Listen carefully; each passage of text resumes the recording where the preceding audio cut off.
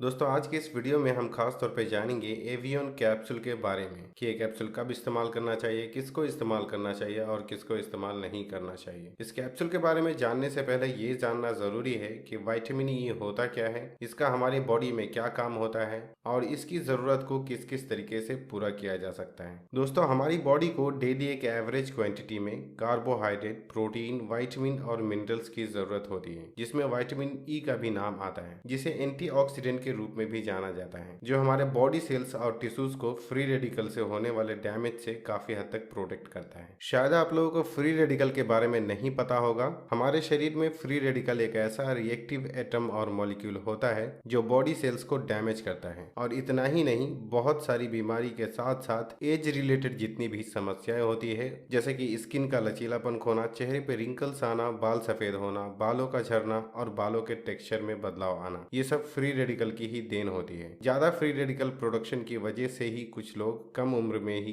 ज्यादा उम्र के दिखने लगते हैं, जबकि जो लोग नियमित रूप से विटामिन ई रिच फूड का इस्तेमाल करते हैं वो ज्यादा उम्र के होने के बावजूद कम उम्र के दिखते हैं, क्योंकि विटामिन ई फ्री रेडिकल से होने वाले डैमेज से बॉडी सेल्स को काफी हद तक बचाए रखता है। विटामिन ई स्किन, हेयर और हेल्दी हार्ट के लिए बहुत जरूरी होता है। ये एंटी एजिंग भी होता है, यानी बॉडी को जितनी विटामिन ई की जरूरत पड़ती है अगर आप उतनी लेते हैं तो ये आपके बूढ़े होने की गति को भी धीमा कर देता है। लेकिन अगर आप बॉडी को जितनी जरूरत है उससे ज्यादा विटामिन ई कंज्यूम करते हैं तो जो एक्स्ट्रा विटामिन ई होता है वो हमारे बॉडी में स्टोर होने लगता है, जिससे कि इसके ओवरडोज का खतरा बढ़ जाता है और बाद में इसके साइड इफेक्ट भी दिखने लगते हैं। एक 14 साल से ज्यादा उम्र के सामान्य औरत या मर्द के शरीर को डेली लगभग 15 मिलीग्राम विटामिन ई की जरूरत पड़ती है, लेकिन जो ब्रेस्ट फीडिंग औरतें होती है, यानी कि ऐसी औरतें जिसके दूध पीने वाले छोटे बच्चे होते हैं, उनको डेली लगभग 19 मिलीग्राम विटामिन ई की जरूरत पड़ती है, जो कि उनके बच्चे के मसल्स बिल्डिंग और ग्रोथ में काफी मदद करता है। लेकिन इसका मतलब ये बिल्कुल भी नहीं होता कि विटामिन ई के लिए किसी कैप्सूल या सप्लीमेंट का ही इस्तेमाल किया जाए, क्योंकि ऐसी बहुत सी नेचुरल चीजें होती है जिसमें हमारे शरीर की जरूरत के मुताबिक विटामिन ई आराम से मिल जाता है, जैसे कि ब्रोकली,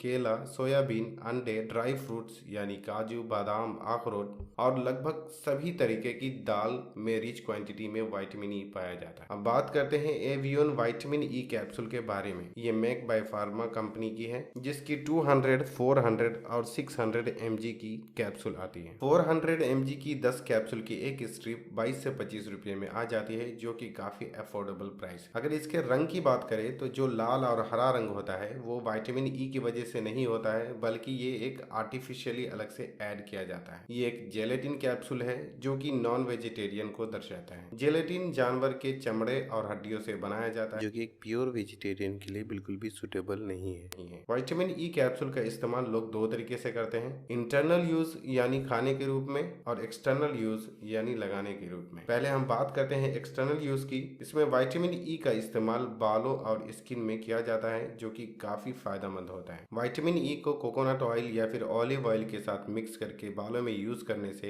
ये डैमेज हेयर फॉलिकल को रिपेयर करता है, हेयर ग्रोथ को बढ़ाता है और बालों के टेक्सचर को इम्प्रूव करता है। इसे हनी के साथ मिक्स करके यूज करने से लिप्स को सॉफ्ट बनाता है, और ऑलिव ऑयल या फिर कैस्टर ऑयल के साथ स्किन पे यूज करने से ये स्किन की इलास्टिसिटी को रिकवर करता है, डार्क सर्कल को रिड्यूस करता है और स्पेशली रिंकल्स को काफी हद तक फेड करता है। आफ्टर ऑल विटामिन ई के एक्सटर्नल यूज में कोई सीरियस साइड इफेक्ट नहीं है, लेकिन इस कैप्सूल के ऑयल को फेस पर यूज करने से पहले स्किन के दूसरे हिस्से पर ट्राई कर लेना बेहतर है कि कहीं ये आपकी स्किन में एलर्जी पैदा या रेडनेस पैदा तो नहीं करता है। वैसे ये साइड इफेक्ट बहुत रेयर है, जो कि किसी में ही देखने को मिलता है। अब बात आती है इंटरनल यूज की, तो इस कैप्सूल का यूज विटामिन ई की डिफिशियंसी को दूर करने के लिए किया जाता है, लेकिन ज्यादातर लोग में विटामिन ई की कमी नहीं होती। अगर वो संतुलित आहार लेते हैं तो विटामिन ई खाने पीने से ही मिल जाता है, और इसके लिए सामान्य इंसान को अलग से विटामिन ई की कैप्सूल या सप्लीमेंट लेने की कोई जरूरत नहीं होती है, क्योंकि एक सामान्य इंसान को दिन भर में सिर्फ 15 मिलीग्राम विटामिन ई की जरूरत पड़ती है, और अगर कोई डेली 200 mg या फिर 400 mg विटामिन ई की कैप्सूल का इस्तेमाल करता है तो ये जरूरत से काफी ज्यादा हो जाता है, और एक्स्ट्रा विटामिन ई जो होता है वो बॉडी में स्टोर होने लगता है, जिससे कि ओवरडोज का खतरा काफी बढ़ जाता है और फायदा होने के बजाय सीरियस साइड इफेक्ट का सामना करना पड़ जाता है। हाँ, कभी कभी किसी बीमारी की वजह से बॉडी में विटामिन ई की कमी हो जाती है, तो उसे पूरा करने के लिए डॉक्टर आपकी बॉडी के रिक्वायरमेंट के हिसाब हिसाब से आपको ये कैप्सूल सजेस्ट करते हैं। इसका इस्तेमाल हार्ट डिसीज, फैटी लीवर और लंग्स कैंसर की रोकथाम के लिए भी किया जाता है, लेकिन खास तौर पे इंटरनल यूज के लिए डॉक्टर की एडवाइस लेना बहुत जरूरी है। किसी का सुनकर या किसी का देखकर विटामिन ई का इंटरनल यूज करना बिल्कुल भी सेफ नहीं है। इसके ओवरडोज की वजह से बहुत सारे सीरियस साइड इफेक्ट देखने को मिल सकते हैं, जैसे कि हेडेक, डिजीनेस, स्टोमक क्रैम्प, आंखों के सामने धुंधला छाना, एलर्जिक रिएक्शन जैसे साइड इफेक्ट देखने को मिल सकते हैं। अगर ऐसा कुछ भी हो तो तुरंत अपने डॉक्टर से मिलें और उनसे अपनी प्रॉब्लम के बारे में डिस्कस करें। तो बस आज के लिए इतना ही। वीडियो पसंद आई हो तो लाइक, शेयर और सब्सक्राइब करना ना भूलें और अपना ख्याल रखें। अल्लाह हाफ़िज़।